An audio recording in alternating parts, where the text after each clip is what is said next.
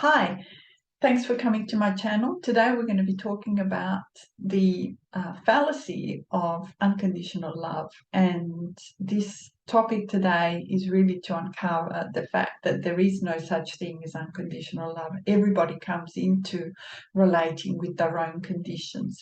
And their own conditions are about the fact that their values align with that, their fears are about that. And just their preferences. So everyone comes into relationships with conditions.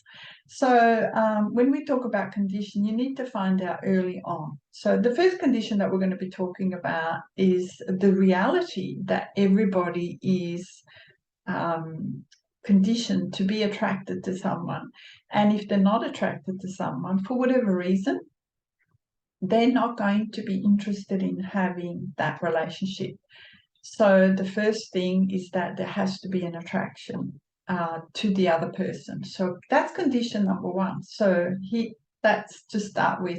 When you then have the conversation, when you start having a conversation and you exchange a conversation, what starts to come up is that person's personality, the way they express themselves, the way they show up in the world, what their interests are. So there's going to be more information that then the other person, each other actually, is going to determine whether it fits their conditions or not.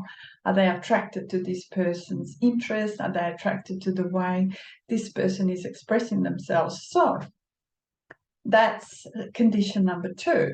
Then conditions that come after that, the more you frequent someone, the more you have conversations, the more you discover that there are other conditions there. And those conditions can be about the values that people have. So, for example, if someone has a condition that they want to be with someone in a relationship that has extended family, extended connections, like an abundance of connections, because it extends from their couple's life to having other activities, other events, other things to go to, and it wouldn't suit them to have someone who perhaps doesn't have as much family or as much extended friends and events, and bringing to the table all of those extras outside of the couple relationship. So that's another condition. Another condition would be how someone, because you will be spending a lot of time together, so what is the nutritional value, health value, fitness value? Those are other conditions that are going to impact the health and well-being of the individual. And if someone has a value for nutrition, health and fitness and longevity, and the other person doesn't, that's going to be a clash. Beyond that, there's values around the conversation, what's important in terms of how much conversation one has versus the other. And this is on a spectrum or on a continuum, because you can have an extreme introverted person and extreme extroverted person. So in simple terms, an introverted person gets their energy by being quiet and being alone and being at home without much conversation. Whereas the other person, an extrovert, gets their energy from conversation. They get lively and enthusiastic, and they want to talk about different topics, and they want to talk about the relationship.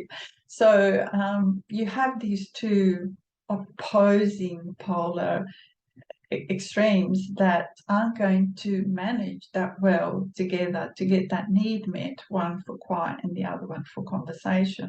It's going to have to be managed in terms of blocks of time, but it's restrictive, and that means that the person who wants to have a lot of conversation, they have to get that conversation somewhere else.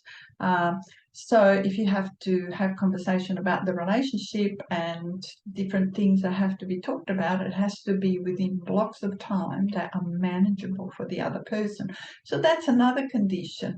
Other conditions are around emotional intelligence. And if someone has emotional intelligence, they're able to manage how they're feeling and can have a conversation about how they're feeling and what needs to be discussed, and even express that they're feeling that way rather than just lashing out. Let's say it was anger.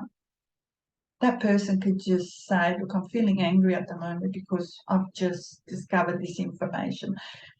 So that could be one of the conditions that would allow you to determine whether you want to be with someone or not. And beyond all of that, the way someone behaves with people, what their the way of interacting with others, all of that has a lot to do with whether someone loves you or not, and develops that deep sense of love for you. And it's very different to the infatuation part or being put on a pedestal, because when there's someone idolizing another person, that is actually a dangerous situation to be put in, because if you're idolized, that definitely is an unconditional love. That is an infatuation.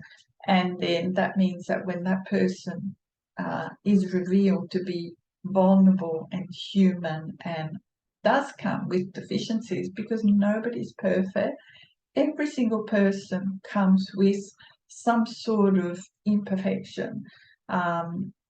Because life's not perfect. Nobody's perfect. I mean, I work with clients all the time and I help them to overcome all of their past because of childhood attachment trauma and attachment styles. But I just wanted to put this out there, that if you believe that there is such a thing as unconditional love, it's not.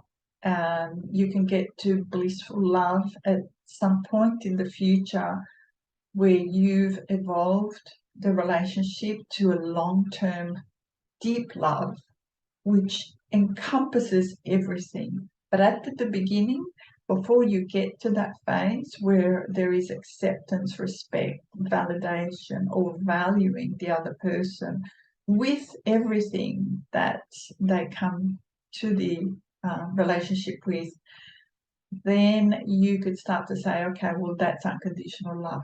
Just remember that even at that point, it's not going to be unconditional love, because if suddenly someone has a change in the way they're being and goes outside of what's been expected, then yes, that's going to cause problems.